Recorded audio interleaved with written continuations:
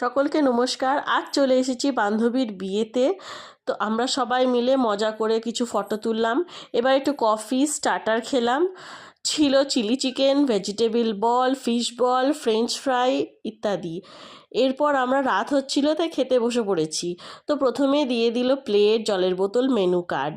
এরপর দিল লেবু, fish Kabul roll, sauce, salad. Kabul রোলটা সস লাগিয়ে স্যালাড দিয়ে খেলাম। আমি এটা প্রথমবার খেয়েছি, তো ভালো লেগেছে। এরপর দিয়ে দিল মালাই পরোটা, আলু স্টাফ। এটাও আমি প্রথমবার খেলাম। মালাই পরোটাটা দারুণ লেগেছে, তার সাথে আলু স্টাফ।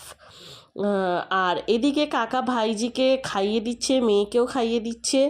এরপর পাতে সাদা ভাত, দই কাতলা তো সবারই খুব পছন্দের।